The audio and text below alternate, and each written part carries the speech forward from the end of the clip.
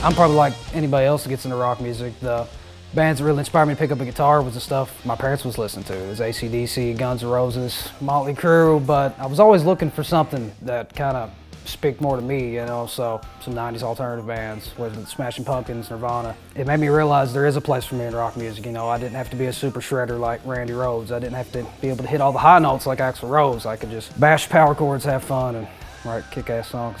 Some of my influences go as far back as the classic stuff like AC/DC, Def Leppard, stuff like that. And then I progressed more into stuff like Rage, System of a Down, Tool, you know, Danny Carey. Dude was my favorite drummer for a long time. John Bonham hits hard, really hard hitting, really solid. Danny Carey doing, you know, ghost notes and filling space, grooving a little bit, keeping everything, you know, focused on guitar, focused on the music and just in the pocket. Well, I mean, as far as singing, I mean, somebody's got to do it. I mean, we started back in 2013, we were just kids. We're in a small town and everybody wants to hear country music. No, they want to hear Southern rock. We got into playing some Leonard Skinner and stuff, ZZ Top, which I love. Really, the local scene, you can hear a little bit of everything, you know, and that's a really cool thing. It's not just country, it's not just rock. And we started to play heavier stuff. I've been in two pieces in the past where it seemed different from this. You know, he's got it all situated where it feels like there's the presence of more than just the two of us. I mean, since the first time we met up and practiced together, it was like jelly. You know, everything was perfect. We always seemed to have the same kind of ideas about, you know, what section's next, what do we need to do here, what do we need to do there. It hits really hard. And like I said, you know, chemistry-wise, we just got a jelly, we vibe. When me and him sat down in a room together and we were just jamming out the songs, I was like, this is the guy, you know. He can do all the double kick stuff, but he can also calm it down when, you know, he doesn't need to. He doesn't play too many fills. He knows how to do the right thing for the song, and that's the drummer I was looking for, and we just hit it off. Playing music has always been my favorite thing, but ever since we got together playing shows, man, I've never had this much fun. Being a two-piece, gotta give respect to Royal Blood. When I first heard them, this band, and we were a three-piece, we had a bass player, but then I heard them, and this was around the time my bass player actually quit the band. And it made me realize that they found their own sound as two guys, you know, why can't I do that? So I started experimenting with pedals and amps, and that's how we got our sound. Since there's only two of us, I have to pick up space where he drops out. He has to pick up space where I drop out. I have to hold the pocket. It really just comes down to we're playing off each other. We're kind of dancing with each other to make the two of us sound more like 4, 3, 4, 5, however many people you want to look at it. We sound much bigger than two guys. I don't think our sound could be any bigger. I really don't. I'm splitting to a guitar signal and a bass signal,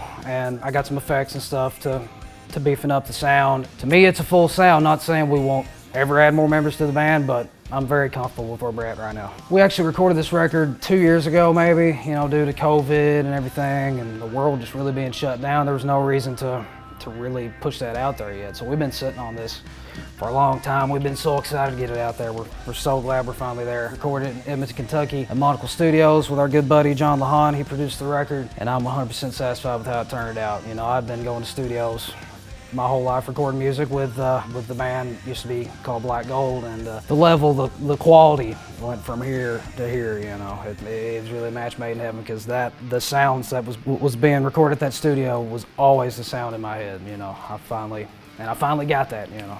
My favorite song off the new record would have to be Psychopath. I was talking about Royal Blood being our influences, and I actually wrote that riff on a bass because I was in this experimental mindset where I didn't know if I want to play guitar or bass. With the whammy effects and stuff, you know, that really, you can hear how I'm inspired by maybe Tom Morello, Audio Slave stuff, or Rage stuff. That's one of my, as far as my songwriting goes, as of right now, I think that's the best song I've ever written as far as lyrics and stuff. I think it's my best yet. Some of our plans for the future: road dogging, playing as many shows as we possibly can, touring constantly as much as we possibly can, playing as many shows as we can, nationwide, worldwide, whatever we can do, just packing our calendar full of dates and just playing as much as possible.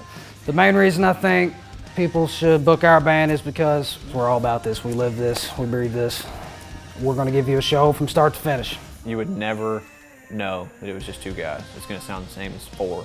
One thing we can't stand is quiet moments in a show. Just a good old-fashioned, just hard-hitting, loud, non-stop rock show. I dare you to find two guys in a band together that can put on a higher energy, harder hitting, better rock show than we can. Every single time, every single night, every single show.